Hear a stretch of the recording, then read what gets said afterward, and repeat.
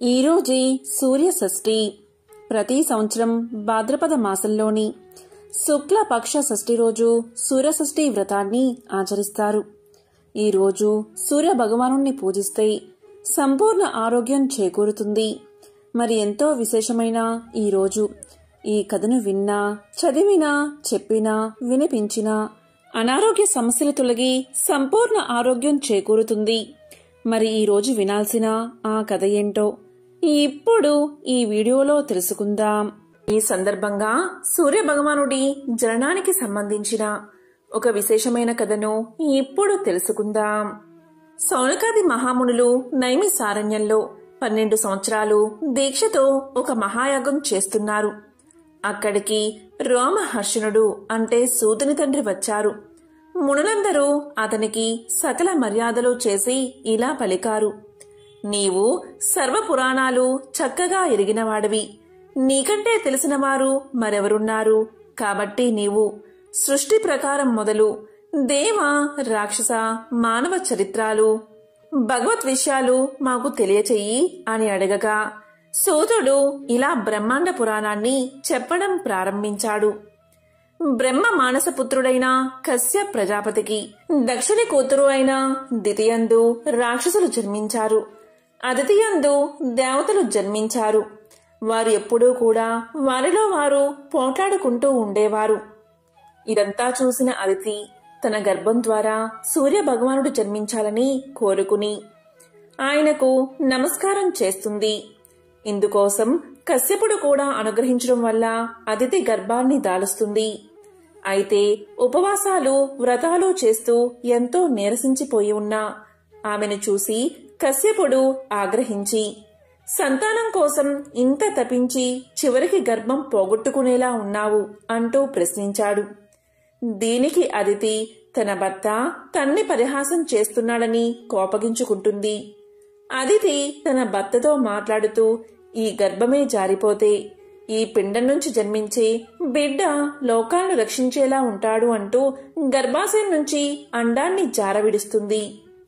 ఈ విధంగా గర్భం నుంచి పిండం మహా తేజస్సుతో కింద పడ్డంతో మొదటగా ఆ పిండం మృతి చెందినట్లు కనబడుతుంది. తరువాత కొంత సమయానికి ఆ పిండం నుంచి సువర్ణ కాంతులను ప్రకాశిస్తూ ఒక బాలుడు ఉద్భవిస్తాడు.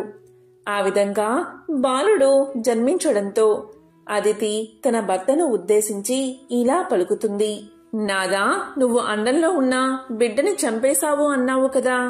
ఇప్పుడు అండంలోని బిడ్డ కాంతులు విరజిమ్ముతూ జన్మించాడు.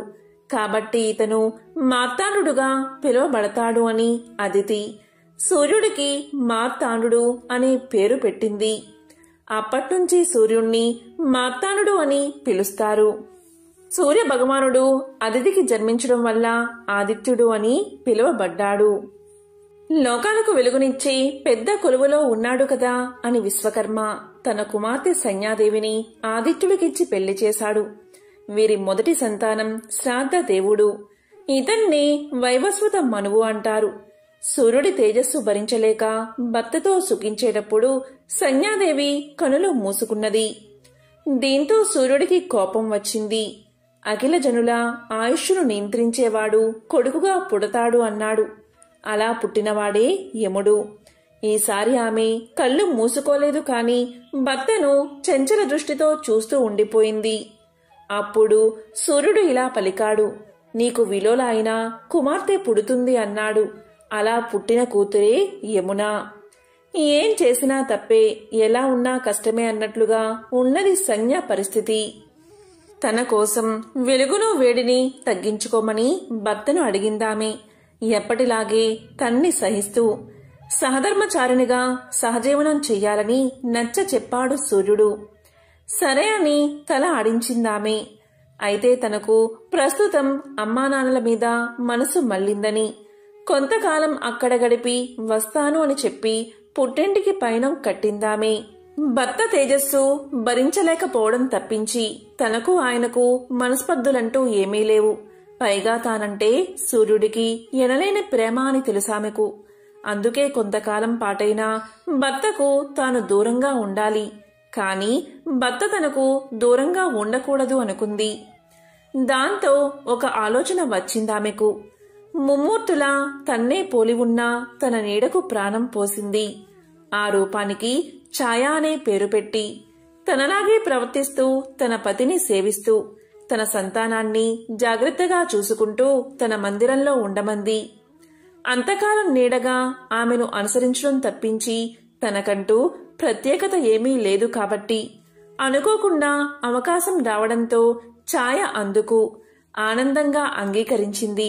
ముమ్మూర్తులా నీవు నాలానే ఉన్నావు. ఆయనకు అనుమానం రాకుండా నాకు వలే కాపురం చెయ్యి. నా పిల్లల్ని నీ పిల్లలు అనుకో అంటూ అంపకాలు పెట్టి పిల్లలకు కూడా చెప్పకుండా పుట్టింటికి వెళ్ళింది సంజ్ఞ. ఎన్నాళ్ళైనా అత్తారింటి ఊసెత్తని సంజ్ఞను చూసి సందేహం వచ్చింది విశ్వకర్మకు. కూతురుకు శుద్ధులు చెప్పి అత్తారింటికి పంపించాడు. భర్త వద్దకని బయలుదేరిన సంజ్ఞ కురుదేశాలకు వెళ్లి బడవనామంతో అశ్వరూపాన్ని ధరించి పచ్చిక బీళ్లలో విహరించసాగింది. ఈ విధంగా కొంతకాలం గడిచింది. తర్వాత నారద మహర్షి ప్రబోధ ప్రోద్బలాలతో ఛాయ తనకి కూడా సొంత బిడ్డలు కావాలి అనుకుంది. ఫలితంగా ఆమెకి శనైశ్వరుడు, సావర్ణి మనువు, తపతి పుట్టారు. మాతృమూర్తి అయ్యాక ఛాయలో అసూయ తలెత్తింది. దాంతో సొంత బిడ్డలకి ఎనలేని మమతానురాగాలు పంచుతూ సంజ్ఞ సంతానంపై సవతి తల్లి ప్రేమను చూపసాగింది. వైవస్వతుడు, యముడు, యములకు తాము తమ తల్లికే సవతి బిడ్డలు అయ్యామనే విషయం తెలియదు. కాబట్టి అమ్మలో ఇంత ఆకస్మిక మార్పు ఎందుకు వచ్చిందో ఆమెనే అడిగి తెలుసుకుందామని యముడు తన అన్నను, చెల్లిని వెంటబెట్టుకుని అమ్మ వద్దకు వెళ్లాడు. మునుపటిలా తమను ప్రేమగా చూడ్డం లేదేమని అడిగాడు యముడు. దీంతో ఛాయ కోపంతో ఈసడించుకుని యముణ్ణి తీవ్రంగా మందలించింది. దీంతో యముడు తల్లితో తీవ్ర వాగ్వాదానికి దిగడంతో ఆగ్రహించిన ఛాయ, అంటే యముడు తల్లిని తన్నడానికి వెళ్ళగాని నీ కాలు తెగిపడును కాక అని శపించింది ఛాయ. యముడి కాలు దానితో తెగి నేలమీద పడింది. ఈ గొడవతో విషయం సూర్యుని వరకు వెళ్ళింది. చిన్న విషయానికి పెద్ద శాపానికి గురైనందుకు అమితంగా బాధపడిన యముడు వెక్కుతూ తండ్రితో విషయమంతా విన్నవించాడు. కన్నతల్లి ఏమిటి, కన్నబిడ్డలను శపించుడు ఏమిటి అనే అనుమానంతో సూర్యుడు ఛాయను గట్టిగా నిలదీయడంతో తాను సంజ్ఞను కాదని ఆమె ప్రతిరూపమైన ఛాయేనని సంజ్ఞాదేవి ఆజ్ఞలాంటి అభ్యర్థన వల్లే తాను ఆమె స్థానంలో ఇక్కడ ఉండిపోయానని విషయాన్ని వివరించింది ఛాయ. విషయం విన్న సూర్యుడికి అంతా అర్థమైంది. తెగిపడిన కాలును క్రిములు తినేస్తాయని, తర్వాత యముడికి కాలు యథాతథంగా వస్తుందని, యముడి కాలు తినేసిన క్రిములే లోకంలో వ్యాధులుగా వర్ధిల్లుతాయని, మానవులు రోగాల కారణంగా మరణిస్తూ ఉంటారు కనుక వారు యముణ్ణి నిందించరని వరాన్ని ప్రసాదించాడు సూర్యుడు. ఈ గొడవలో శని తల్లిపక్షం వహించి తండ్రితో తగవు పెట్టుకున్నాడు. దీంతో శనిని ఇంటి నుంచి వెళ్లగొట్టాడు సూర్యుడు. ఛాయ చెప్పిన సంగతంతా విన్న సూర్యుడికి కోపం రాలేదు సరికదా. తన కాంతిని భరించలేకనే కదా సంజ్ఞ తనను వీడి వెళ్లిపోయింది. వెళ్తూ వెళ్తూ కూడా తనకు ఏ లోటు లేకుండా ఉండేందుకు తన ఛాయకు ప్రాణం పోసి వెళ్ళింది అనుకున్నాడు సూర్యుడు. సంజ్ఞపైన అమితమైన ప్రేమానురాగాలు జన్మించాయి. ఆమెను వెతుక్కుంటూ వెళ్లాడు సూర్యుడు. అరణ్యంలో అందమైన ఆడగుర్రం కనిపించేసరికి కుతూహలంగా చూశాడు. ఆ హయమే తన భార్య అని గుర్తించాడు. తాను కూడా మగ గుర్రం రూపాన్ని ధరించాడు. భర్తను గుర్తించిన సంజ్ఞ ఆనందంగా ఆయన్ని చేరుకుంది. వారి అన్యోన్య దాంపత్య ఫలితంగా 2 కవలలు, మరొక కుమారుడు కలిగారు. ఆ కవలలే అశ్విని దేవతలుగా, దేవ వైద్యులుగా దేవలోకానికి చేరుకున్నారు. వారి సోదరుడు రేవంతుడు అశ్వహృదయం తెలిసినవాడిగా భూలోకంలోనే ఉండిపోయాడు. తాను ఇంత చేసినా భర్తకు తనపై కోపం రాకపోవడంతో సంజ్ఞకు పతిదేవుడిపై ప్రేమ పుట్టింది. సూర్య భగవానుడితో కలిసి తన నివాసానికి వెళ్ళింది.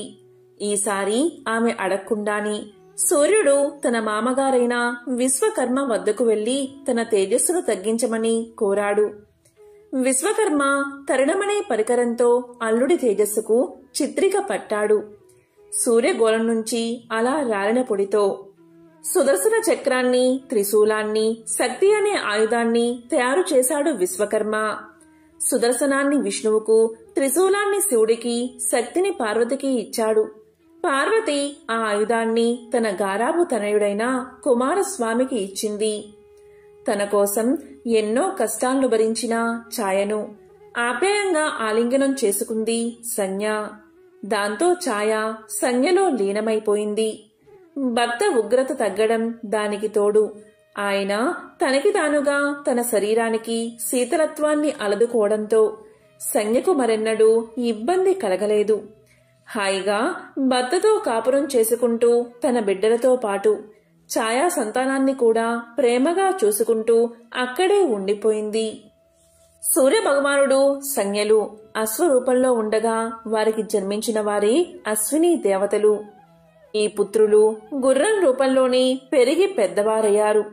అశ్వము అంటే గుర్రం కాబట్టి వీరిని అశ్విని పుత్రులు అని పిలుస్తారు.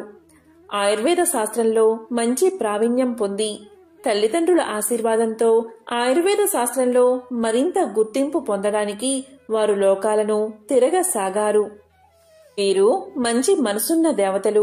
ఎవరికి ఏ కష్టం వచ్చినా సరే సంధ్యాకాలంలో వీరిని వేడుకుంటే ఖచ్చితంగా వారి కోరికలు నెరవేరతాయని ఒక నమ్మకం. ముఖ్యంగా సూర్యాస్తమయానికి 24 నిమిషాల ముందు అశ్విని దేవతలను మనసులో తలుచుకుని కోరికలు కోరుకుంటే కోరికలు తీరతాయని పురాణాలు చెబుతున్నాయి.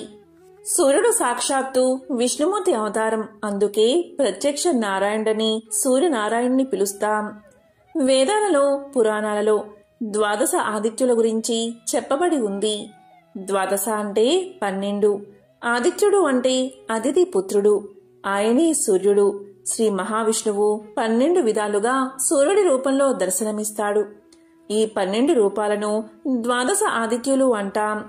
సంవత్సరానికి గల 12 నెలల్లో నెలకొక్క రూపంగా 12 ఆదిత్యులు దర్శనమిస్తారు. భాగవత పురాణంలోనూ, లింగ పురాణంలోనూ, బ్రహ్మాండ పురాణంలోనూ 12 ఆదిత్యుల ప్రస్తావన ఉంది. ఆ పేర్లు ఏంటి అంటే వరుణ, మిత్ర, ఆర్యమాన, భాగ, అంశుమాన, దాత, ఇంద్ర, సవిత, త్వష్ట, విష్ణు, పూషణ, వివస్వత. సూర్యుడు సత్యానికి ప్రతీక, ధర్మస్వరూపుడు, కాలస్వరూపుడు. అజ్ఞానమనే చీకట్లను తొలగించి జ్ఞానకాంతులు వెదజల్లే అద్వితీయమైన శక్తి సమన్వితుడు. సకల జాడ్యాలను హరించే తేజోమయ మూర్తి. జపాకుసుమ సంకాసం కాశ్యపేయం మహాద్యుతిం తమోరీం సర్వ పాపగ్నం ప్రణతోస్మి దివాకరం. సప్తాస్వరథమారూఢాం ప్రచండం కశ్యపాత్మజం శ్వేతపద్మధరం దేవం తం సూర్యం ప్రణమామ్యహం. సూర్యుడు గ్రహాలకు అధిపతి. అటువంటి సూర్యుడు ఎవరిని పూజిస్తాడో, ఎవరిని ఆరాధిస్తాడో ఇప్పుడు తెలుసుకుందాం. సృష్టి ప్రారంభంలో బ్రహ్మ నోటి నుంచి ఓం అనే పదం ఉచ్చరించబడింది. అది సూర్యుడి ప్రారంభ సూక్ష్మ రూపం. ఆ తరువాత భువ, స్వ అనే పదాలు పుట్టాయి. ఎప్పుడైతే ఈ 3 పదాలు ఓం అనే దేహ రూపంలో కలిసిపోయాయో అప్పుడు సూర్యుడు స్థూల రూపాన్ని పొందాడు.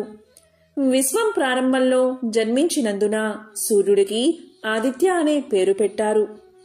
అటువంటి సూర్యుడు దేవదేవుడైన శివుణ్ణి ఆరాధించేవాడు. మహాదేవుడు సూర్య భగవానుడికి ప్రియమైన ఆరాధకుడిగా ఉన్నారు. శివుడంటే సూర్యుడికి ఎనలేని భక్తి. నిత్యం శివనామ స్మరణలోనే గడుపుతాడట సూర్యుడు. సూర్య భగవానుడికి సంబంధించిన ఒక విశేషమైన కథను ఇప్పుడు తెలుసుకుందాం. కురుక్షేత్ర సంగ్రామం ముగిసిన తర్వాత భీష్ముడు ఉత్తరాయణం కోసం ఎదురుచూస్తూ అంపశయ్య మీదే నిరీక్షించసాగాడు. ఈ సమయంలో ధర్మరాజు భీష్ముని చెంతకు చేరి తన ధర్మ సందేహాలను నివృత్తి చేసుకున్నాడు. ఈ సందర్భంలో భీష్ముడు గొడుగు చెప్పులు ఏర్పడిన సంగతి ఇలా చెప్పుకొచ్చాడు. పూర్వం భృగువంశంలో జమదగ్ని అనే తపస్సంపన్నుడు ఉండేవాడు. ఈయన భార్య పేరు రేణుకాదేవి. జమదగ్ని ఒకసారి తన భార్యతో కలిసి ఆరుబయట విలువిద్యను అభ్యసిస్తున్నాడు.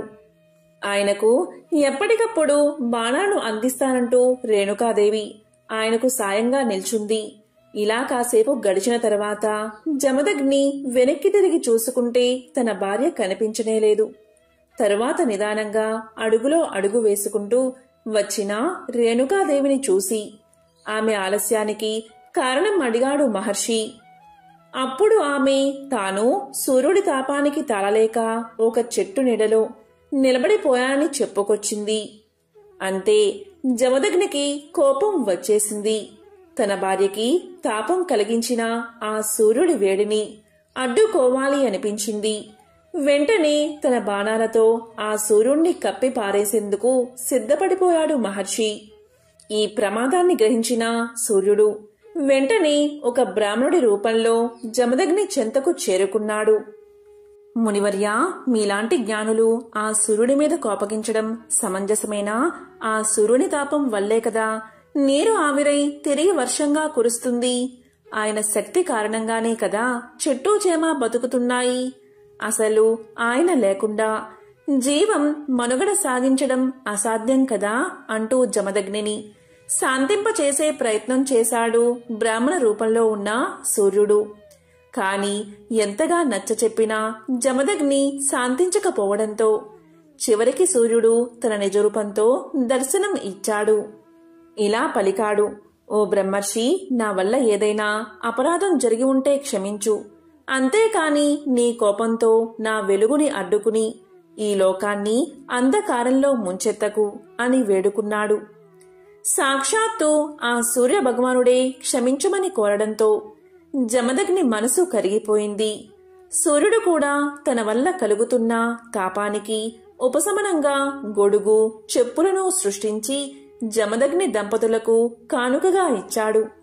అలా గొడుగు, చెప్పులను ధరించడం, వాటిని దానం ఇవ్వడం మొదలైందని మన పెద్దల నమ్మకం. గంగానదిని స్మరించినంత మాత్రం చేతనే సర్వ బాధలు తొలగిపోతాయి, సమస్త పాపాలు నశిస్తాయి. గంగానదీ తీరంలో ప్రయాగ అనే పవిత్ర తీర్థముంది. బ్రహ్మదేవుడు ఇక్కడ యజ్ఞం చేశాడు. ఇక్కడ అన్ని తీర్థాల్లోనూ స్నానం చెయ్యవచ్చు. ఆ పుణ్య గంగానదిలోని నీటి బిందువులని స్పృశించినంత మాత్రం చేతనే సమస్త పాపాలు తొలగి మహాపుణ్యం కలుగుతుంది. ఈ విధంగా నారద మహర్షి గంగ గురించి తెలియచేస్తూ గంగా నది స్నానం వల్ల సకల పాపాలు తొలగిపోతాయని చెప్తూ ఇంకా ఇలా తెలియచేశాడు. సూర్యవంశంలో పురూరవుడు అనే రాజు ఉండేవాడు. అతని కుమారుడు బాహు. తండ్రి మరణం తర్వాత బాహు రాజయ్యాడు. అతను ధర్మాత్ముడు. ప్రజల్ని చక్కగా పరిపాలించేవాడు. ప్రజల్ని కన్న బిడ్డల్లా చూసుకునేవాడు.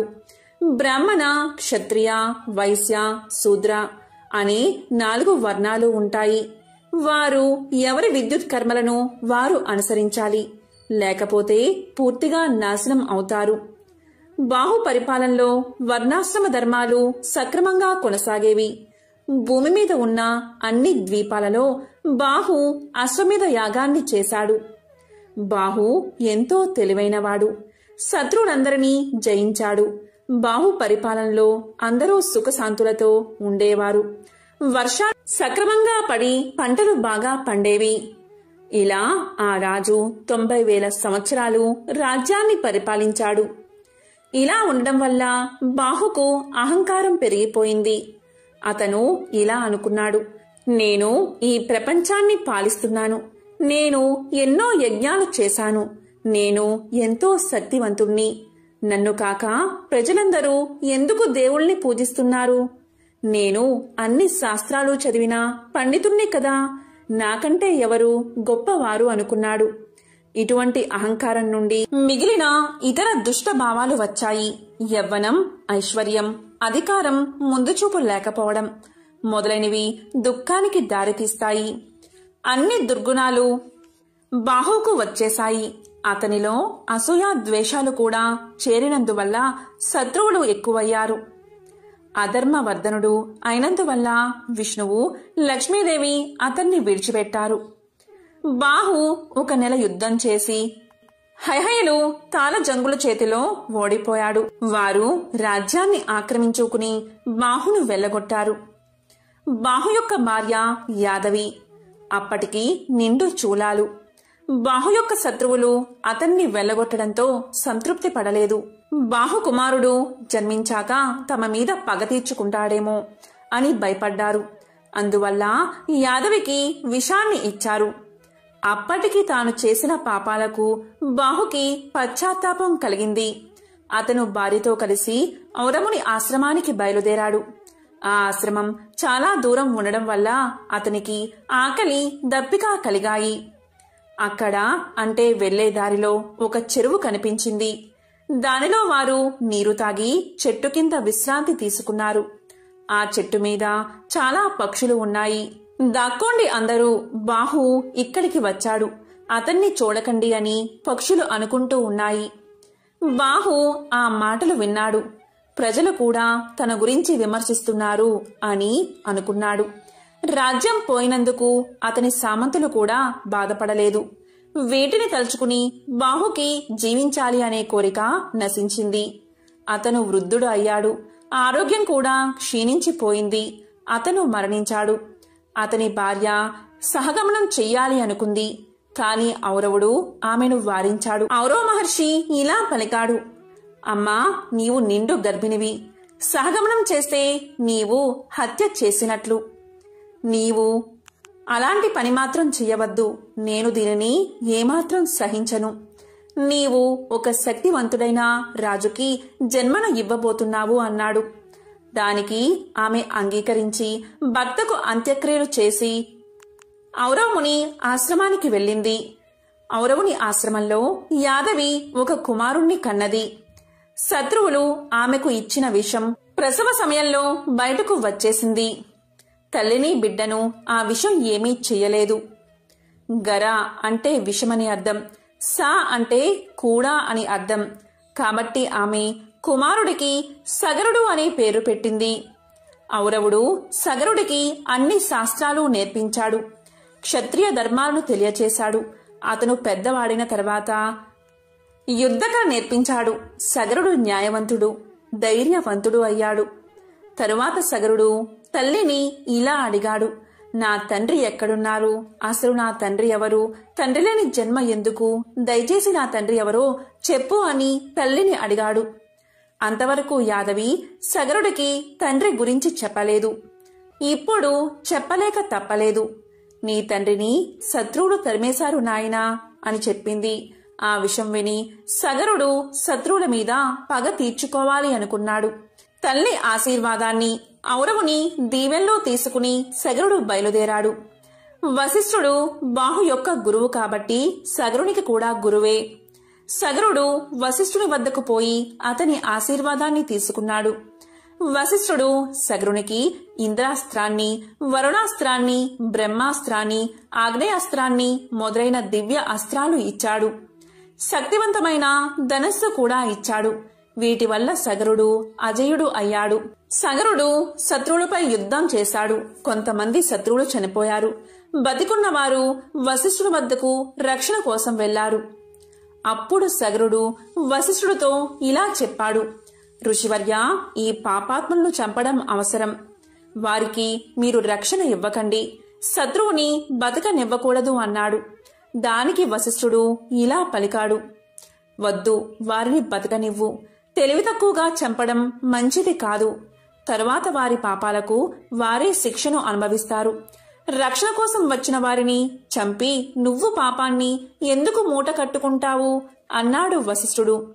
అప్పుడు సగరుడు వారిని చంపకుండా విడిచిపెట్టాడు. కాని వారిని మరో విధంగా శిక్షించాడు. అతని శత్రువుల్లో కొంతమందికి శిరోజాలు కత్తిరించాడు. కొంతమంది యవ్వనులకు శిరోజాలను పొడవుగా పెంచాలి అని శాసించాడు. కొంతమంది శత్రువులకు శిరోముండనం చేయించడమే కాకుండా వారి గడ్డాలు తీయించాడు. వారిని వేదాలు చదవకూడదు అని నిషేధించాడు. ఇలా జరిగిన తర్వాత వశిష్ఠుడు సగరునికి పట్టాభిషేకం చేశాడు. సగరుడికి 2 భార్యలు. ఒకరు కేసని, ఆమె విదర్భరాజు కుమార్తె. 2వ భార్య సుమతి. సగరుడు రాజైన విషయం విని ఔరవుడు అతన్ని ఆశీర్వదించడానికి వచ్చాడు. అప్పుడు ఔరవుడు సగరుడితో ఇలా పలికాడు, నేను నీకు 2 వరాలు ఇవ్వాలి అనుకుంటున్నాను. నీ భార్యలో ఒకరికి ఒకే ఒక కుమారుడు జన్మిస్తాడు, మరొకరికి 60,000 మంది కుమారులు కలుగుతారు. ఏ భార్యకు ఏది కావాలో కోరుకో అన్నాడు. దానికి రాజు కేశనికి ఒక కుమారుడు, అలాగే సుమతికి 60,000 మంది కుమారులు కావాలి అని ప్రార్థించాడు. ఆ విధంగానే కేశనికి ఒక కుమారుడు పుట్టాడు. అతను చాలా దుర్మార్గుడు అయ్యాడు. అతనికి అసమంజసుడు అనే పేరు పెట్టారు. సుమతికి 60,000 మంది పుత్రులు కలిగారు. వారందరూ కూడా అసమంజసుడిలాగే దుర్మార్గులు అయ్యారు. మొదట్లో సగరుడు కుమారుల గురించి పట్టించుకోలేదు.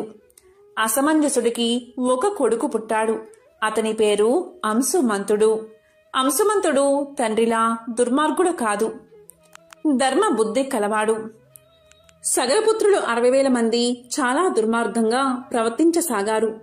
యాగాలను ధ్వంసం చేసేవారు, సాధువుల్ని హింసించేవారు, దేవతలకు ఇచ్చే నైవేద్యాలను తీసుకునేవారు, అప్సరసలను ఎత్తుకుని పోయేవారు, పారిజాత పుష్పాలను దొంగలించేవారు. ఇదంతా చూసిన ఇంద్రాది దేవతలు వారిని ఎలాగైనా నాశనం చెయ్యాలి అనుకున్నారు.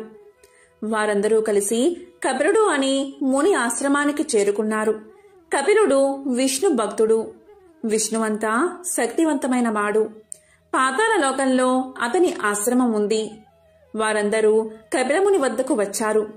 వారు ఇలా పలికారు, ఓ మహర్షి, సగరపుత్రుల నుండి లోకాన్ని కాపాడండి అని వేడుకున్నారు. దానికి ఆ మహర్షి ఇలా సమాధానం చెప్పాడు, భయపడకండి దేవతలారా, ఇతరులను బాధించేవాళ్లు ఎంతటి పాపాత్ములైనా శిక్షను అనుభవిస్తారు. మీరు నిశ్చింతగా స్వర్గానికి వెళ్ళండి అన్నాడు. ఇంతలో సగరుడు అశ్వమేధ యాగాన్ని ప్రారంభించాడు. వశిష్ఠుడు మొదలైన ఋషులు పురోహితులుగా నిర్వహించారు. అశ్వాన్ని వదిలిపెట్టారు. ఇంద్రుడు ఆ అశ్వాన్ని దొంగలించి పాతాళ లోకంలో ఉన్న కపిలుడి ఆశ్రమంలో వదిలిపెట్టాడు. సగరపుత్రులు అశ్వం కోసం అన్ని చోట్లా వెతికారు. కాని ఎక్కడా ఆ అశ్వం కనబడలేదు. చివరకు అది పాతాళ లోకంలో ఉన్నట్లుగా తెలిసి అక్కడికి చేరుకున్నారు. అక్కడ కపిలముని ఆశ్రమం వద్ద అశ్వాన్ని చూశారు. కపిలుడు తపస్సు చేసుకుంటూ ఉన్నాడు. వారు రావడం కపిలుడు గమనించలేదు. కపిలుడే అశ్వాన్ని దొంగలించాడు అని అందరూ అనుకున్నారు. కపిలుణ్ణి మందలించాలి అనుకున్నారు. ఆ దొంగని బంధించండి, అతన్ని చంపండి, చూడండి ఎలా ధ్యానం చేసుకుంటూ కూర్చున్నాడో. దుర్మార్గులు అందరూ ఇలాగే నటిస్తారు అని పలికారు సగర కుమారులు. కపిలుణ్ణి బంధించారు. కాని కపిలుడు ధ్యాన ముద్రలోనే ఉన్నాడు. తరువాత వారు కపిలుణ్ణి తన్ని ఈడ్చుకుపోసాగారు. అప్పుడు కపిలుడు ధ్యానాన్ని వీడి వారి వైపు తీక్షణంగా చూశాడు. అంతే, అందరూ అక్కడికక్కడే క్షణకాలంలోనే భస్మం అయిపోయారు. ఆ కపిలుడి కోపానికి చుట్టుపక్కల ఉండే పాములన్నీ ఆ వేడికి తట్టుకోలేక సముద్రంలోకి పారిపోయాయి. ఈ విషయాన్ని నారద మహర్షి సగరుడికి జారవేశాడు. కాని సగరుడు కొంచెం కూడా బాధపడలేదు. దుర్మార్గులైన తన కొడుకులు చనిపోయారని సంతోషించాడు. కాని అశ్వమేధ యాగం పూర్తి కావాలి అంటే గుర్రాన్ని తీసుకురావాలి. పైగా పుత్రులు లేనివారు యజ్ఞాన్ని చేయకూడదు. సగరుడు అంశుమంతుణ్ణి దత్తత తీసుకున్నాడు. గుర్రాన్ని తెమ్మని పంపించాడు. అప్పుడు అంశుమంతుడు కపిలుడి ఆశ్రమానికి వెళ్లాడు. కపిలుణ్ణి దర్శించి ఆయనతో ఇలా పలికాడు, మహర్షి, మా తండ్రి పినతండ్రులు చేసిన దుశ్చర్యలకు క్షమించండి. మునులు సహజంగానే క్షమాగుణం కలవారు కదా. గంధపు చెక్క సుగంధాన్ని ఏ విధంగా విరజిమ్ముతూ ఉంటుందో, హాని చేసినా క్షమించే గుణం మీ వంటి వారికి ఉంటుంది కదా. దయచేసి వారిని క్షమించండి అని ప్రార్థించాడు. అప్పుడు కపిలుడు ఇలా పలికాడు, నీ మాటలకు ఎంతగానో సంతోషించాను. ఏదైనా వరం కోరుకో అన్నాడు. దానికి అంశుమంతుడు ఇలా పలికాడు, స్వామి, నా తండ్రి పినతండ్రులు ఏ విధంగా స్వర్గానికి వెళ్తారో సెలవివ్వండి. ఇంతకంటే నేను కోరేది ఏమీ లేదు అన్నాడు. అప్పుడు ఆ మహర్షి ఇలా పలికాడు, అంశుమంతా, నీ మనవడు స్వర్గం నుండి పవిత్రమైన గంగను భూమికి తీసుకువస్తాడు. అప్పుడు నీ తండ్రి పినతండ్రులకు స్వర్గ ప్రాప్తి కలుగుతుంది. వారి పాపాలు క్షమించబడతాయి. నువ్వు ముందుగా గుర్రాన్ని తీసుకుని వెళ్ళు అని దీవించాడు. అంశుమంతుడు జరిగిన విషయాన్ని సగరుడికి తెలియచేశాడు. అంశుమంతుడికి దిలీపుడు అనే కుమారుడు ఉన్నాడు. ఆ దిలీపుని కుమారుడే భగీరథుడు. భగీరథుడు ధర్మాత్ముడు, సత్యవంతుడు, ఎన్నో యాగాలు చేశాడు. ఒకసారి అతన్ని చూడడానికి యముడే స్వయంగా వచ్చాడు. అప్పుడు భగీరథుడు యముణ్ణి పూజించాడు. మానవ మాతృలైన నన్ను చూడడానికి మీ వంటి వారు వచ్చినందుకు నా జన్మ ధన్యమైంది. ధర్మం గురించి వివరించండి అన్నాడు. అలాగే పాపుల యొక్క గతి ఏమవుతుంది అని అడిగాడు. దానికి యముడు ఇలా సమాధానం చెప్పాడు. బ్రాహ్మణులకు దానం ఇవ్వడం వల్ల చాలా పుణ్యం వస్తుంది, లేదా వారికి ఉపాధి కల్పించినా సరే అంతే పుణ్యం వస్తుంది. తులసి మొక్కను పెంచితే అలాంటివాడు ధన్యుడు అవుతాడు. పాపాలు నశించిపోతాయి. విష్ణువుకి పాలతోనూ నేతితోనూ అభిషేకం చేస్తే స్వర్గ ప్రాప్తి కలుగుతుంది. విగ్రహాలను కొబ్బరి నీటితో కాని చెరుకు రసంతో కాని అభిషేకించాలి. శివుడి విగ్రహాలను కూడా ఇలాగే అభిషేకించాలి అని చెప్పి చివరికి యముడు భగీరథుడితో ఇలా అన్నాడు. రాజా, నీ ప్రశ్నలు అన్నిటికీ సమాధానాలు చెప్పాను. ధర్మంగా ప్రవర్తించి అభివృద్ధి చెందు, ప్రజల్ని బాగా పరిపాలించు, విష్ణు భక్తిని కలిగి ఉండు. కాని శివకేశవులకు భేదం లేదని గ్రహించు. నీ పూర్వీకులు పాపాత్ములు, వారు నరకంలో నానా బాధలు పడుతున్నారు. వారి భస్మాలపై గంగానది ప్రవహిస్తే వారికి ముక్తి కలుగుతుంది. నీకు ఇవే నా ఆశీస్సులు అని ఆశీర్వదించి అంతర్ధానమయ్యాడు యముడు. అంతా విన్న భగీరథుడు గంగను భూమి మీదకు తీసుకురావడానికి గోదావరి తీరానికి వెళ్లి తపస్సు చేయడం మొదలుపెట్టాడు.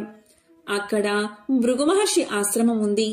అతని ఆశ్రమం చుట్టూ అనేక రకాల వృక్షాలు, పువ్వులు ఉన్నాయి. ఆ అడవిలో వన్య మృగాలు ఉన్నాయి. అనేక రకాల పక్షులు, నెమళ్ళు ఉన్నాయి. అప్పుడు భగీరథుడు ఇలా అన్నాడు. మహాత్మా, మీరు ధర్మశాస్త్రాలు తెలిసినవారు. విష్ణుమూర్తిని ప్రసన్నం ఎలా చేసుకోవాలో తెలియచేయండి అన్నాడు. దానికి భృగువు ఇలా పలికాడు. రాజా, నీవు సత్యవంతుడివి. అందుకే నీవు నీ పూర్వీకులకు విముక్తి కలిగించాలి అనుకుంటున్నావు.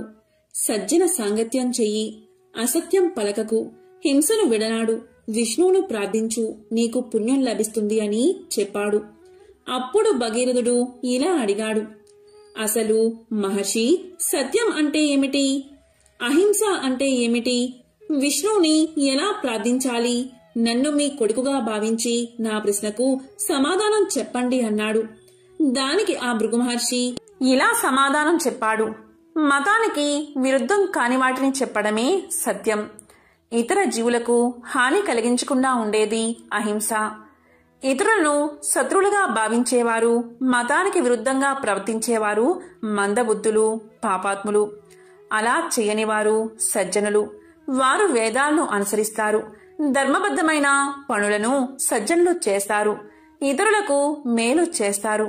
వారికి పుణ్యం లభిస్తుంది. విష్ణువును పూజించడానికి ప్రత్యేకమైన విధానాలు ఏమీ లేవు.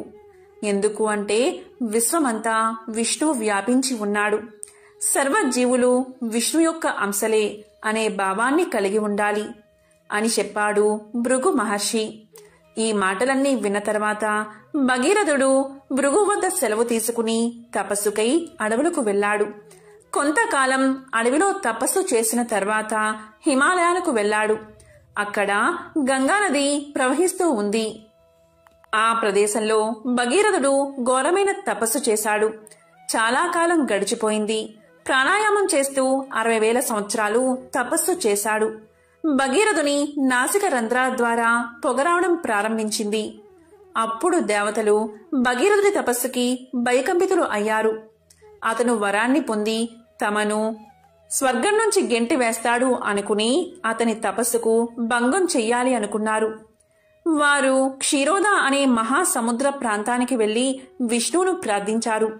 అప్పుడు విష్ణువు ప్రత్యక్షమై భగీరథునికి అటువంటి దురుద్దేశం లేదని దేవతలకు చెప్పి భగీరథుడికి సాక్షాత్కరించాడు శ్రీ మహావిష్ణువు.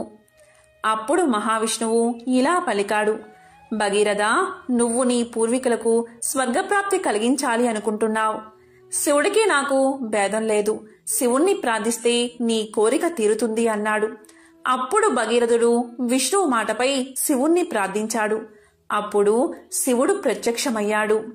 భగీరథ, నీ తపస్సుకు మెచ్చాను. ఏ వరం కావాలో కోరుకు అన్నాడు. అప్పుడు భగీరథుడు, ప్రభు, నా పూర్వీకులకు సద్గతి కలిగించాలి అని కోరుకుంటున్నాను. కాబట్టి గంగను భూమి మీదకి రప్పించండి అన్నాడు. అప్పుడు శివుడు వరాన్ని ఇచ్చి అదృశ్యమయ్యాడు. వెంటనే గంగ బయలుదేరింది. అందువల్ల గంగకు భాగీరథి అనే పేరు వచ్చింది. భగీరథుడు గంగను కపిలముని ఆశ్రమానికి తీసుకువచ్చాడు. అతని పూర్వీకుల భస్మాల మీదుగా గంగను ప్రవహింపచేశాడు. దీంతో భగీరథుని పూర్వీకులకు స్వర్గ ప్రాప్తి కలిగింది. ఇదే గంగానది మహత్యాన్ని తెలిపే ఒక విశేషమైన కథ. చాలా కాలం పూర్వం చంపక దేశంలోని శోభానగరము అనే పెద్ద పట్టణంలో ఒక వృద్ధ స్త్రీ నివసించేది. ఆమెకు 7 కొడుకులు. ఆ 7లోనూ 6 ఏదో చక్కటి పనుల్లోనూ ఉద్యోగాల్లోనూ కుదురుకుని ఎంచక్కగా ధనార్జన చేస్తున్నారు. 7వ వాడైన శ్రీకరుడు ఏ పని చేయకుండా సోమరిపోతై సంపాదన లేనివాడై ఉన్నాడు. అందువల్ల అతన్ని ఎవరూ గౌరవించేవారు కాదు. చివరకు కన్నతల్లి కూడా అతన్ని హీనంగా చూసేది. సంపాదించే కొడుకులకు షడ్రసోపేతంగా రుచికరమైన భోజనాలు పెట్టి వారు తినగా మిగిలిపోయినవి, తిని పారేసినవి అయిన ఎంగిలి పదార్థాలను శ్రీకరుడికి పెట్టేది. ఆ విధంగా శ్రీకరుడు ఎంగిలి చద్దికూడే ఆహారంగా బతుకుతున్నాడు. క్రమంగా అన్నదమ్ములు 7 పెళ్లిళ్లు జరిగాయి. పెద్దవాళ్లు 6 వారి భార్యలతో హాయిగా కాలం గడుపుతున్నారు. సంపాదన లేనివాడు సోమరి అయిన శ్రీకరుడు మాత్రం ఎంగిలి తిండి తింటూ ఆ ఎంగిలి కూటిని భార్యకు అందిస్తూ బతికేస్తున్నాడు. ముసలిది చూపిస్తున్న పక్షపాతమంతా శ్రీకరుడి భార్య అయిన కళ్యాణి కనిపెట్టింది. ఒక రోజున శ్రీకరుడు తన తల్లికి తనపై కల ప్రేమ గురించి, ఆమె తనకు పెట్టే ఆహారం గురించి గొప్పలు చెప్పుకోసాగాడు. అది విని కళ్యాణి ఉండబట్టలేక ఇలా పలికింది, స్వామి, మీ తల్లిగారు మీకు ఎటువంటి ఆహారం పెడుతున్నారో తెలియక ఇలా మాట్లాడుతున్నారు. చాటుగా కనిపెట్టి చూడండి, మీకే తెలుస్తుంది అని చెప్పింది. దానికి శ్రీకరుడు, సరే చూస్తాను, నువ్వు చెప్పిన మాటలో తేడా వస్తే ఏం చేస్తానో చూడు అని భార్యను హెచ్చరించి శ్రీకరుడు తన తల్లి చేసే పనులన్నీ ఓ కంట కనిపెట్టసాగాడు. ఒక రోజున పెద్ద కొడుకులు 6 ధనార్జన చేసి ఇంటికి రాగానే ముసలిది వారందరికీ మధురమైన మిఠాయిలు వగైరా పిండి వంటలన్నీ చేసి పెట్టింది. కాని శ్రీకరుణ్ణి పిలవలేదు. శ్రీకరుడు చాటుగా అంతా కనిపెడుతున్నాడు. పెద్ద కొడుకులు కోడళ్ళు మొత్తం 12 భోజనాలు చేసి వెళ్ళాక వాళ్ల విస్తర్లో పారేసిన పదార్థాలు ఏరి వేరే విస్తర్లో పెట్టింది ముసలిది. తరువాత ఏమీ తెలియని దానిలాగా శ్రీకరుడి గదికి వెళ్లి ఇలా పలికింది, నాయనా, నీ అన్నయ్యలు వదినలు భోజనాలు చేసేశారు. ఇంక నువ్వు నీ ఆవిడ మాత్రమే మిగిలారు. వచ్చి తినండి నాయనా అని పిలిచింది. శ్రీకరుడు విస్తరి వద్దకు వెళ్లి అందులోని పదార్థాలన్నీ తన అన్నలు వదినలు తిని వదిలేసినవేనని ఎంగిలి వస్తువులని గుర్తుపట్టాడు. తల్లి విషం పెడితే కొడుక్కి ఎంత బాధగా ఉంటుంది, అలానే బాధపడ్డాడు. తనకు తన భార్యకు కూడా ఆ పూట ఆకలిగా లేదని చెప్పి వచ్చేశాడు. ఆ రాత్రి శ్రీకరుడు తన భార్య దగ్గర చాలా బాధపడ్డాడు. కళ్యాణి అతన్ని ఓదార్చింది. ఆమె ఇలా పలికింది, ప్రాణేశ్వర, ధనం మూలం ఇదం జగత్. డబ్బు లేకపోతే అందరూ ఇలాగే చూస్తారు. అన్నిటికీ మూలం డబ్బు. ఇదే మీరు సంపాదనా పరులైతే మన పరిస్థితి మరోలా ఉండేది అని హితవు చెప్పింది. భార్య మాటలు శ్రీకరుడికి నచ్చాయి. తక్షణమే ధనార్జన నిమిత్తమై కృషి చెయ్యాలి అనుకున్నాడు. మర్నాడు ఉదయం తల్లి దగ్గరకు వెళ్లి ఇలా పలికాడు, అమ్మా, డబ్బు సంపాదించడం కోసం పరాయి దేశాలకి వెళ్లాలని ఉంది అన్నాడు. దానికి తల్లి, చాలా మంచిది నాయనా, వెంటనే వెళ్ళిపో, ఓ పూట తిన్నైనా తప్పుతుంది అంది. శ్రీకరుడు మళ్ళా భార్యను చేరాడు. అప్పుడు ఆమె పిడకలు చేయడానికి పెరట్లో పేడ నలుపుతుంది. శ్రీకరుడు భార్యను చేరి ఇలా పలికాడు, నేను వచ్చేదాకా నువ్విక్కడే జాగ్రత్తగా కాలం గడుపుకో అని చెప్పి తన చేతికి ఉన్న ఉంగరాన్ని ఆమె చేతికి ఇచ్చి ఇలా పలికాడు, నా గుర్తుగా ఇది నీ దగ్గర ఉంచుకో అని చెప్పి, మరి నీ గుర్తుగా నాకేదైనా ఇయ్యవా అని అడిగాడు. అందుకు కళ్యాణి ఇలా పలికింది, ప్రాణనాథ, మీకిచ్చేందుకు నా దగ్గర ఏమీ మిగల్లేదు. అయినా ప్రేమగా అడిగారు కనుక కోపగించుకోకండి అంటూ పేడ కలుపుతూ ఉన్న తన చేతిని అతని వస్త్రంపై గుర్తుగా వేసింది. అతడు అది పేడ అని భావించక ఆమె ప్రేమను అర్థం చేసుకుని సంతోషంగా పరదేశాలకు ప్రయాణం అయ్యాడు. కొన్నాళ్ళకి అతడు ఒక పరాయి దేశం చేరి అందు ఒక పట్టణానికి వెళ్లి ఒక వ్యాపారిని కలిసి తనకి ఏదైనా ఉద్యోగం ఇప్పించమని ప్రాధేయపడ్డాడు. అతడి ప్రార్థనకు ఆ వ్యాపారి మనసు కరిగి జాగ్రత్తగా ఉండవలను సుమా అని హెచ్చరించి శ్రీకరుడుకు తన వద్ద ఉద్యోగాన్ని ఇచ్చాడు. శ్రీకరుడు ఉద్యోగంలో చేరి ఎంతో నమ్మకంగా పనిచేయసాగాడు. అతని పనితనానికి విశ్వాస పాత్రతకు మెచ్చుకున్న వ్యాపారి శ్రీకరుడికి తన వ్యాపారంలో కొంచెం వాటా కూడా ఇచ్చాడు. శ్రీకరుడు ఇంకా కష్టించి పనిచేసి వ్యాపారాన్ని లక్షల్లోకి పెంచాడు. అలా 12 సంవత్సరాలు గడిచిపోయాయి. వ్యాపారి ముసలివాడైపోయాడు. అందువల్ల తన వాటా ధనం మాత్రం తాను తీసుకుని తక్కిన వ్యాపారమంతా శ్రీకరుడికే అప్పగించి అతడు విశ్రాంతి తీసుకోసాగాడు. దీంతో శ్రీకరుడు స్వతంత్ర వ్యాపారస్తుడయ్యాడు. అమితమైన ధనవంతుడై సుఖంగా కాలం గడపసాగాడు. ఇక్కడ అత్తవారింటి వద్ద ఉన్న కళ్యాణికి నానాటికి బాధలు పెరిగిపోసాగాయి. అత్తగారు ఆమెను కోడంట్రికము పెట్టి విపరీతంగా కష్టాల పాలు చేయసాగింది. ముసలిది కళ్యాణిచే ఇంటి పని అంతా చేయించుకుని సరిగ్గా అన్నం కూడా పెట్టేది కాదు. అందువల్ల కళ్యాణి అడవికి పోయి కట్టెలు ఏరి అవి అమ్ముకుని వచ్చిన దానితో జీవనాధారం గడుపుకొనసాగింది. ధనార్జనకై వెళ్లిన తన భర్త ఎప్పుడు వస్తాడా, తన కష్టాలు ఎప్పుడు తీరతాయా అని ఆమె ఎంతో ఎదురుచూడసాగింది. ఇలా ఉండగా ఒకనాడు కళ్యాణి కట్టెలు కట్టుకుని తలపై పెట్టుకుని వస్తూ ఉండగా మధ్యలో ఆమెకు దాహం వేసింది. చేరువ గ్రామం వచ్చే వరకు ఎలాగో ఓర్చుకుంది. గ్రామంలోకి రాగానే ఒకరింటికి వెళ్లి మంచినీళ్లు అడగబోయింది. ఆ సమయంలోనే ఇంటివారు సంతోషీమాత వ్రతాన్ని చేసుకుంటున్నారు.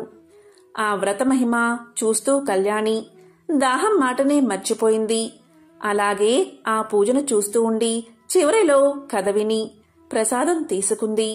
తనకు కూడా ఆ వ్రతం చెయ్యాలి అనే కోరిక పుట్టింది. అందువల్ల వ్రత విధానమంతా ఆ ఇంటివారిని అడిగింది. అందుకా ఇల్లాలు కళ్యాణ్ని చూసి ఇలా పలికింది, సౌభాగ్యవతి, ఇది సంతోషీమాత వ్రతం. దీన్ని ప్రతి శుక్రవారం రోజు శ్రద్ధాభక్తులతో చెయ్యాలి. అలా 40 శుక్రవారాలు వ్రతం చేసి 41వ శుక్రవారం రోజు ఉద్యాపన చేసుకున్నట్లయితే ఆ అమ్మవారి అనుగ్రహం వల్ల కోరిన కోరికలన్నీ తీరి నిత్య సంతోషంతో జీవించగలుగుతారు.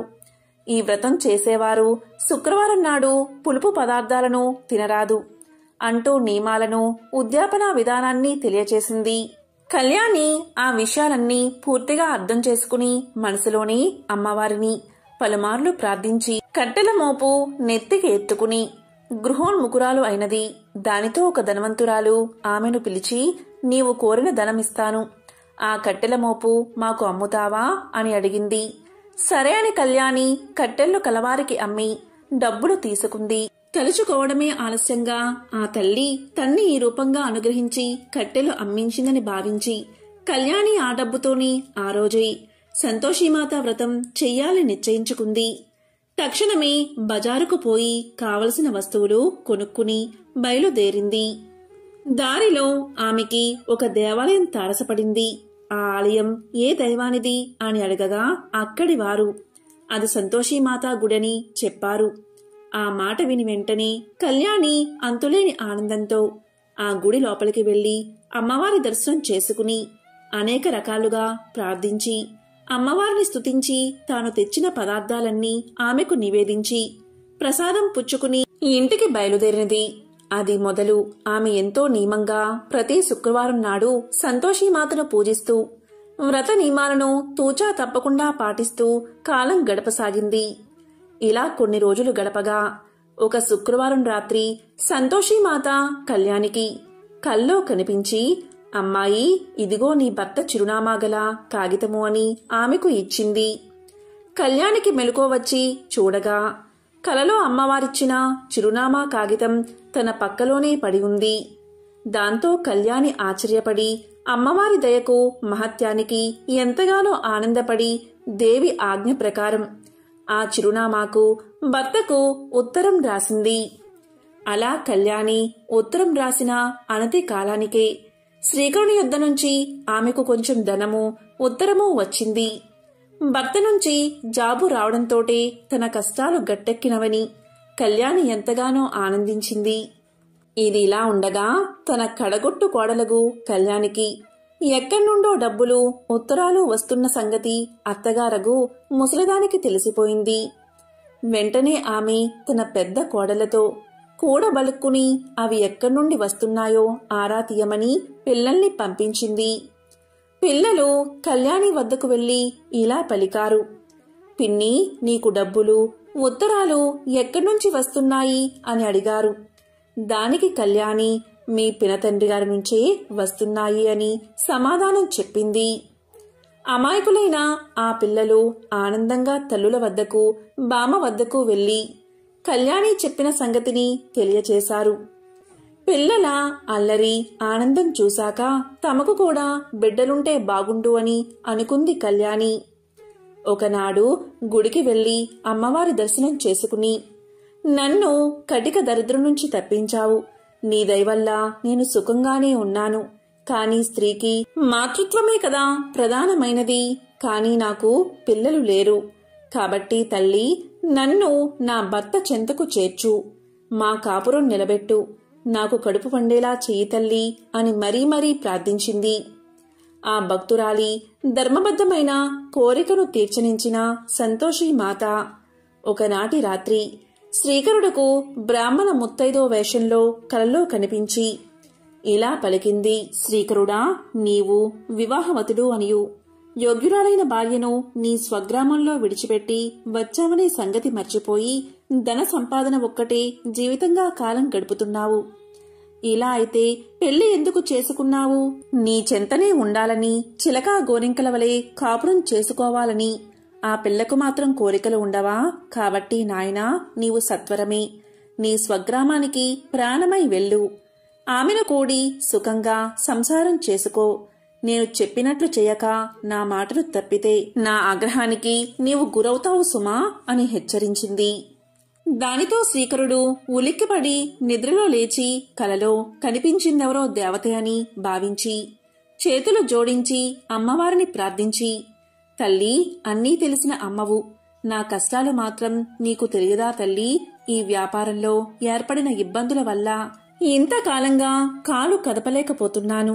నా మీద దయవుంచి నా చిక్కులు ఎంత త్వరగా తొలగిస్తే అంత త్వరగా నేను నా గ్రామానికి బయలుదేరతాను. భారం నీదే భగవతి అని మొక్కుకున్నాడు. అతని మొరకూడా విన్నదా తల్లి. ఆమె అతని పట్ల కూడా కరుణించింది. ఆమె అనుగ్రహం వల్ల అతని వ్యాపారంలో ఏర్పడ్డ ఇబ్బందులన్నీ ఇట్లే తొలగిపోయాయి. రావలసిన సొమ్మంతా చేతికి వచ్చేసింది. ఆ ధనమంతా మూట కట్టుకుని స్వప్నంలో కనిపించిన అమ్మవారికి ఇచ్చిన మాట ప్రకారం భార్య వద్దకు బయలుదేరాడు శ్రీకరుడు. ఇక్కడ శ్రీకరుడు బయలుదేరగానే అక్కడ సంతోషిమాత కళ్యాణి కలలో కనిపించింది. అమ్మాయి, నీ భర్త నీకోసం బయలుదేరాడు. సరిగ్గా నీ భర్త వచ్చే రోజున నువ్వు నీ కట్టెల మోపును 3 భాగాలు చెయ్యి. 1 నదీ తీరంలో ఉంచు, 2వ భాగం నా గుడిలో పెట్టు, 3వది నీ తలపై ధరించి నీ భర్త నీ ఇంటి ముందు ఉండగా అతనికి వినబడేటట్లు మీ అత్తగారితో, ఓయ్ అత్తోయ్, నా పొట్టు రొట్టెలు నాకు పెట్టు, ఆకలిగా ఉంది, నా చిప్ప నీళ్లు నాకు పొయ్యి, దాహంగా ఉంది, త్వరగా వచ్చి మోపు దించుకో, మెడ నొప్పిగా ఉంది అని కేకలు పెట్టు అని చెప్పి అమ్మవారు కలలోంచి మాయమైపోయారు. శ్రీకరుడు నదీ తీరంలో పడవ దిగేసరికి చాలా చలిగా ఉంది. ఆ చలిలో భార్య గుర్తుకు వచ్చింది. అంతలో అక్కడ కళ్యాణి వదిలిన కట్టెల మోపు కనబడింది శ్రీకరుడికి. దాంతో శ్రీకరుడు ఆ కట్టెలను మంట వేసి చలిని పోగొట్టుకున్నాడు. అక్కడ్నుంచి తన పట్టణంలోకి నడుచుకుంటూ బయలుదేరాడు. పొలిమేరలోకి చేరేసరికి మధ్యాహ్నం అయిపోసాగింది. అతనికి ఆకలి వేసింది. చేరువలో సంతోషీమాత గుడి కనిపించింది. అక్కడ కళ్యాణి వదిలిన రెండవ కట్టెల మోపు కనిపించింది. శ్రీకరుడు సంతోషించి ఆ కట్టెలతో మంట వేసి ఆ మంటలపై వంట చేసుకుని భోజనం చేశాడు. రవ్వంతా విశ్రాంతి తీసుకుని ఇంటికి బయలుదేరాడు. శ్రీకరుడు గుమ్మం చేరేసరికి కళ్యాణి కట్టెల మోపుతో వచ్చి అమ్మవారు చెప్పినట్లుగాని కేకలు పెట్టింది. దీంతో శ్రీకరుడు ఆమెను గుర్తించాడు. ఆమె స్థితికి దుఃఖించాడు. ఆమె మాటలను బట్టి తన తల్లి, అన్నలు, వదనలు కలిసి ఆమెను ఎంత కష్టపెడుతున్నారో అర్థం చేసుకున్నాడు. ఆమెను కౌగలించుకున్నాడు. కన్నీరు తుడిచాడు, ఓదార్చాడు. కళ్యాణిని బాధలు పెట్టిన ఇంటిలో ఉండడం ఇష్టం లేక శ్రీకరుడు వేరే కొత్త ఇల్లు కొనుక్కున్నాడు. కళ్యాణి, అతను అందులో కాపురం పెట్టారు. ప్రతి శుక్రవారం సంతోషీమాత వ్రతం చేసుకుంటూ ఈ దంపతులు ఎంతో ఆనందంగా జీవించసాగారు. అంతలోనే అమ్మవారి వ్రతానికి ఉద్యాపన చెయ్యాల్సిన సమయం వచ్చింది. ఆ ఉద్యాపన ఎంతో ఘనంగా చెయ్యాలి అనుకుంది కళ్యాణి. అందువల్ల పాత గొడవలు మర్చిపోయి అత్తగారిని, 6 తోటికోడల్ని కూడా ఉద్యాపనకు రమ్మని పిలిచింది. అయితే తోటి కోడళ్లకి, అత్తగారికి మాత్రం కళ్యాణి మీద కక్ష పోలేదు. ఎలాగో అలాగా ఆమెను కష్టపెట్టాలి అనుకున్నారు. ఆమె చేసే వ్రతానికి భంగం కలిగించాలని నిర్ణయించుకున్నారు. అందుకోసమని వాళ్ళు నియమం తప్పి కళ్యాణికి తెలియకుండా చాటుగా పులుపు పదార్థాలను వండుకుని తిన్నారు. అంతటితో కళ్యాణికి వ్రత భంగం జరిగిపోయిందని ఎంతగానో ఆనందించారు. వ్రత నియమాలకు విరుద్ధంగా ఆ ఇంట పులుపు తిన్నందువల్ల సంతోషీమాత ఆగ్రహించింది. ఆ కారణంగా శ్రీకరునిపై లేనిపోని అబండాలు పడ్డాయి. రాజభటులు వచ్చి శ్రీకరుణ్ణి బంధించి తీసుకుని పోయారు. కళ్యాణి సంతోషీమాత పాదాలపై పడి విలపించింది. తన భర్తను రక్షించమని, కష్టాల బారి నుంచి తన్ని కాపాడమని కంటికి మంటికి ఏకదారగా ఏడ్చింది. పరమ కరుణామయ అయిన ఆ తల్లి కళ్యాణి నిర్దోషి కనుక ఆమెను అనుగ్రహించింది. అందువల్ల శ్రీకరుడు బంధ విముక్తుడై ఇంటికి చేరుకున్నాడు. ఏదో పన్నుల విషయమై రాజుగారు పిలిచారని, తాను పన్ను కట్టి వచ్చేశానని, మరేమీ భయం లేదని చెప్పి శ్రీకరుడు కళ్యాణ్ణి ఓదార్చాడు. తిరిగి ఆ దంపతులు ఆనందంగా సంసారం చేసుకోసాగారు. ఒకసారి సంతోషీమాత కళ్యాణిని పరీక్షించాలనుకుని పిచ్చి బిచ్చగత్తె వలె మారువేషం ధరించి ఓ చేత్తో బెల్లము, ఓ చేత్తో శనగలు తింటూ నోటి వెంట చొంగ కార్చుకుంటూ రాసాగింది. ఆమె నోటిపైన, చేతులపైన ఈగలు ముసురుతూ ఉన్నాయి. వికృత రూపంలో ఆమె కళ్యాణి ఇల్లు ఉన్న వీధికి వచ్చింది.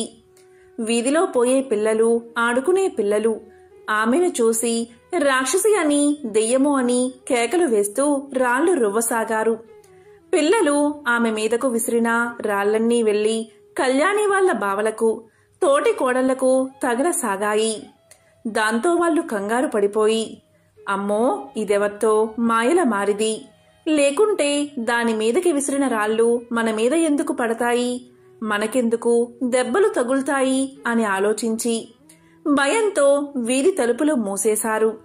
అది గమనించిన సంతోషీమాత ఆ ద్వారాలకేసి ఒక వంకర చూపు చూసింది. అంతే, ప్రళయం వచ్చేటప్పుడు వచ్చే పెద్ద తుఫాను గాలిలాంటి గాలి వీచింది. ఇంటి తలుపులు విడివడి బల్లును తెరుచుకున్నాయి. ఇంటి మీద పెంకులు లేచిపోసాగాయి. ఇంట్లో వాళ్ళు ఆ గాలి విసురుకి సరిగ్గా నిలబడలేక అటూ ఇటూ తూలిపోతున్నారు. పైకి ఎగిరి నడవసాగారు.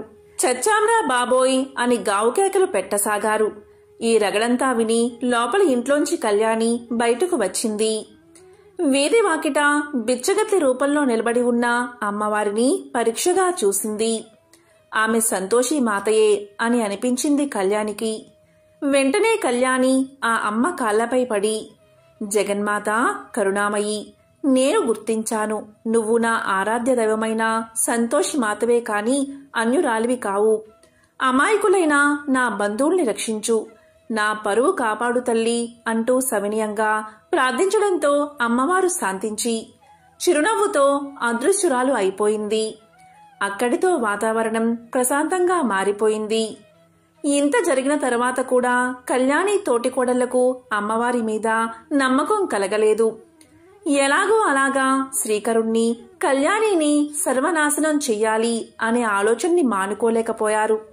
అవసరమైతే ఆ దంపతులను చంపివేయాలని కూడా నిర్ణయించుకున్నారు. చివరికో రోజున పాలల్లో విషం కలిపి కళ్యాణికి ఇచ్చారు. అమాయకురాలైన కళ్యాణి తోటి కోడళ్ళు ప్రేమతో ఇచ్చారు కదా, తాగుదామని సిద్ధపడింది. అంతలోని అమ్మవారి కృప వల్ల శ్రీకరుడు కళ్యాణిని పిలిచాడు.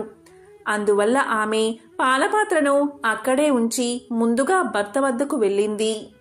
అదే సమయంలో అటుగా వచ్చిన శ్రీకరుడి అన్న కొడుకు ఒకడు ఆకలిగా ఉండి కళ్యాణి తాగకుండా అట్టే పెట్టిన పాత్రనందుకుని ఆ పాలన్నీ గబగబా తాగేశాడు.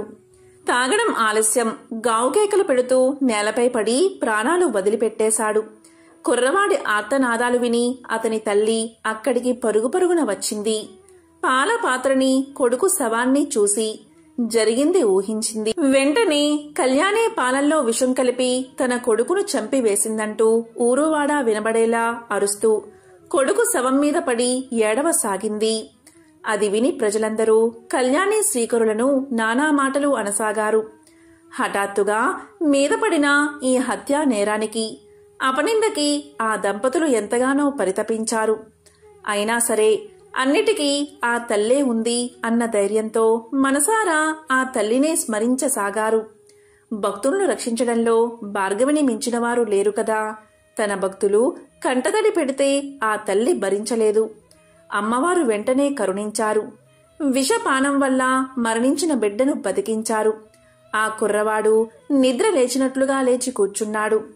అంతా కలిసి కళ్యాణిని, శ్రీకరుణ్ణి తిట్టడం విన్నా ఆ పసికందు, అమ్మా, పిన్నిని బాబాయిని తిట్టకండి. ఆకలిగా ఉండి ఆ పాలు నాకు నేనే స్వయంగా తాగాను, అంతేగాని పిన్ని నాకు ఇవ్వలేదు అని చెప్పాడు. దానితో కళ్యాణి శ్రీకరుడు నిర్దోషులని తేలిపోయింది.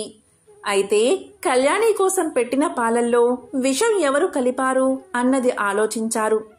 దానితో విషం కలిపిన తోటికోడలు తన రహస్యం దాగదని గుర్తించి తక్షణమే కళ్యాణి కాళ్లమీద పడి క్షమాపణ కోరుకుంది.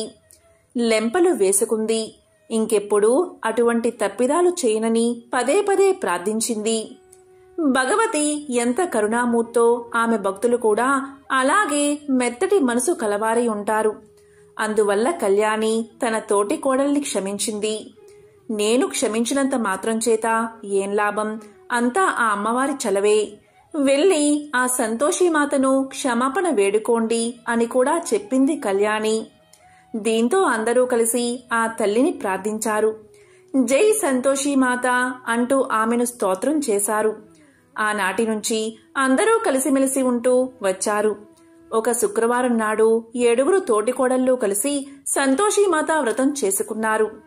పిల్లలు పుల్లడి పదార్థాలు పెట్టమని అడిగారు. అయినా సరే వ్రత నియమం కోసం వాళ్ళు పులుపు అనేదే అందకుండా చేశారు. మధుర ఫలాదులు, దక్షిణాలు ఇచ్చి సంతోషిమాత కృపకు పాత్రులయ్యారు. అనంతరం ఒకానొక శుభ సమయాన కళ్యాణి గర్భవతి అయ్యింది. చక్కటి ముహూర్తంలో చక్కటి కుమారుణ్ణి కంది. అమ్మవారి వరప్రసాదంగా ఆ బిడ్డను ప్రేమగా పెంచుకుంటూ సంతోషిమాత పూజలు మానకుండా చేస్తూ కళ్యాణి, శ్రీకర్ దంపతులు కలకాలం సుఖ సౌఖ్య సంతోష సంపదలతో తులతూగారు. ఈ కథ విన్నవారికి, చదివిన వారికి కూడా ఆ సంతోషిమాత అనుగ్రహం వల్ల సర్వ సౌఖ్యాలు కలుగుతాయి అనడంలో ఎటువంటి సందేహమూ లేదు. ఈ సంతోషిమాత వ్రతం సర్వ శుభకరమైనది. ఈ వ్రతాన్ని శుక్రవారం నాడు చేయాలి. ఆ రోజు స్వాతి నక్షత్రమై ఉండి తులాలగ్నంలో పూజ మొదలు పెడితే ఇంకా చాలా మంచిది. లేదా మనకు తోచిన ఏదో ఒక శుక్రవారం నాడు ఈ వ్రతాన్ని మొదలు పెట్టవచ్చు. శుక్రవారం పొద్దుటే తలంటూ నీళ్లు పోసుకుని మంచి బట్టలు కట్టుకు అమ్మవారిని ప్రార్థించి యథాశక్తిని తగినన్ని పూజా ద్రవ్యాలతో శ్రీ సంతోషీమాతను పూజించి దీపారాధన చేసి కథ చదువుకుని అక్షింతలు తలమీద వేసుకోవాలి. పట్టు దారాలతో 31 పోగుల తోరం నిర్మించి దానికి 21 ముళ్ళు వేసి కలశంలో వేసి పూజ చెయ్యాలి. ఈ విధంగా 7 వారాలు కాని 20 వారాలు కాని 40 వారాలు కాని మన శక్తిని అనుసరించి వ్రతం చెయ్యవచ్చు.